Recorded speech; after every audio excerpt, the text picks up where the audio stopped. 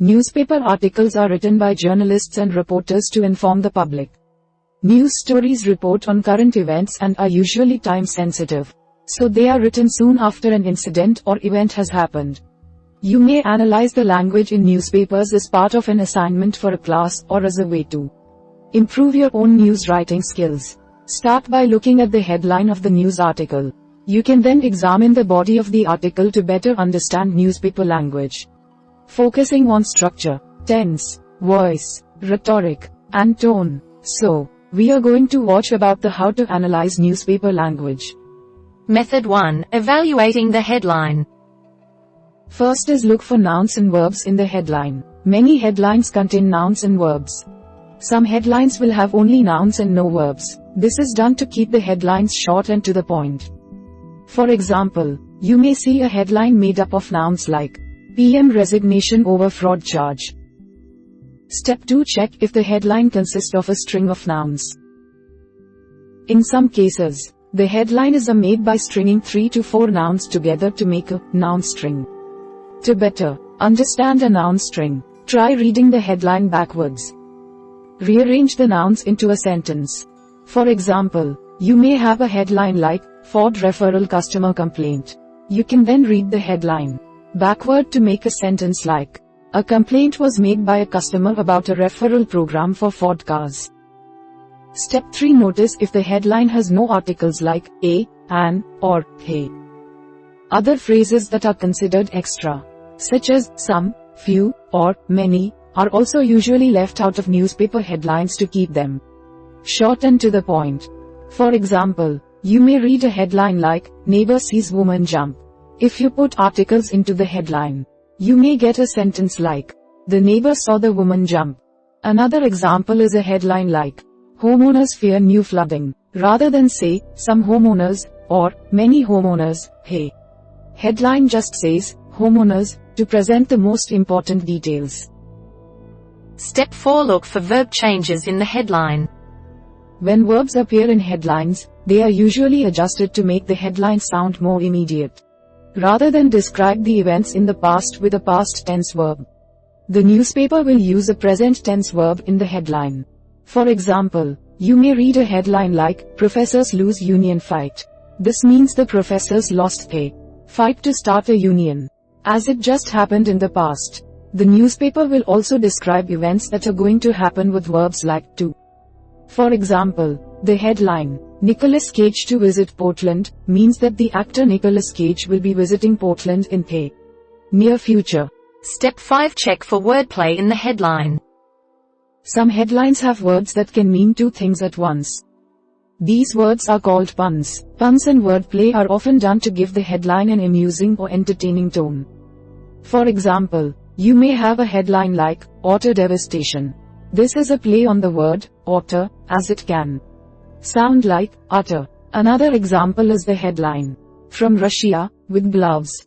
This headline is a pun on the famous James Bond film, From Russia, with love, and plays on the word, love, by using gloves. Step 6. Look for alliteration. Alliteration is when the same sound is repeated in a row.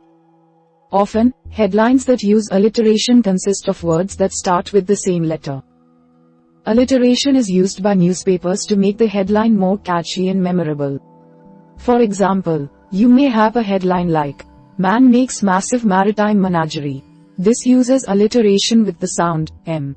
Another example is the headline, Sleepy seamstress sends city into century-long snooze. This uses alliteration with the sound, S. Step 7. Ask, who, what, where, and why, when reading the headline. A good newspaper headline will answer at least one or two of the 4 W's. Who, what, where, and why. Try answering each of these questions using just the headline of the article. For example, you may have a headline like, Man makes massive maritime menagerie. The who would be a man. The what would be a massive maritime menagerie. And the where would likely be somewhere near water, as the headline refers to maritime. Another example would be a headline like, Sleepy seamstress sends city into century-long snooze. The who is a seamstress who sleeps too much. The what is a century-long snooze. And the where would be a city. Finally, use the headline to understand the body of the article. The headline should give you direction on what will be discussed in the body of the article. You should refer back to the headline when reading the body, using it as a guide. For example, the headline, 8 dead when nursing home goes without AC after hurricane, will tip you off that the article is going to focus on the details of the death of 8 people in the nursing home and how it relates to the hurricane. Method 2. Examining the structure, voice, and tense of the article.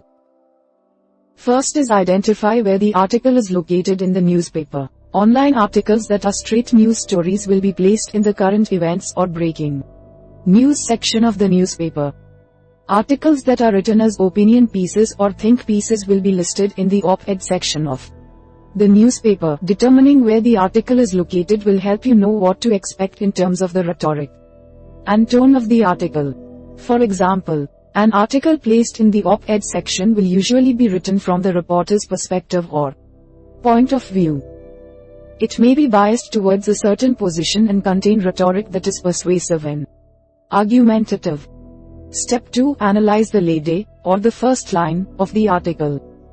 The lay of the article is perhaps the most important line in the entire article. It will summarize the story and discuss the who, what, where, when, and how of the story. Identify key words and phrases in the lay that seem important. For example, you may read a lay like, the first evacuee was rushed into the emergency room of Memorial Regional Hospital on Wednesday, escaping a nursing home that had lost air conditioning in the muggy days after Hurricane Ike. You can then identify keywords like evacuee, emergency room, nursing home, and hurricane.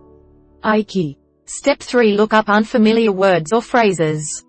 Read over the article and circle any words or phrases that you do not recognize.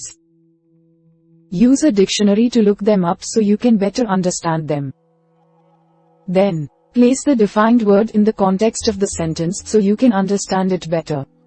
For example, you may be stumped on a word like evacuee. You can then look it up and place it in the context of the sentence so you understand the sentence better as a whole.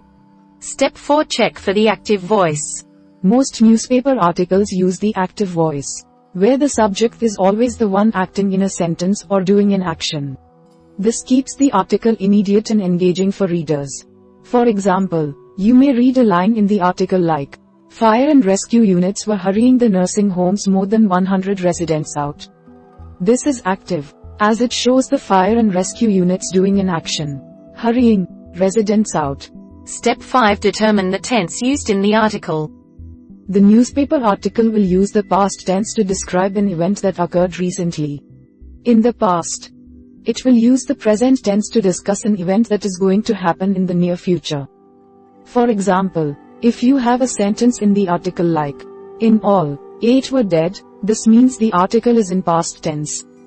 If you have a sentence like, the city plans to open the new walkway next year, this means the article is in present tense.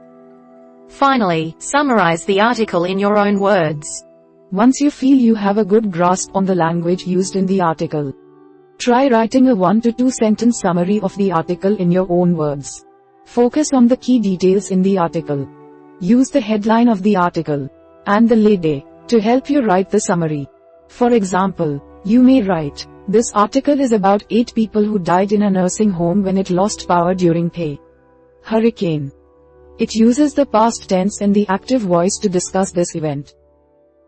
Method 3. Looking at rhetoric and tone. First is look for statements that show bias. Check for statements that begin with, I believe, or, I am of the opinion that. As these are signs the reporter is presenting their point of view.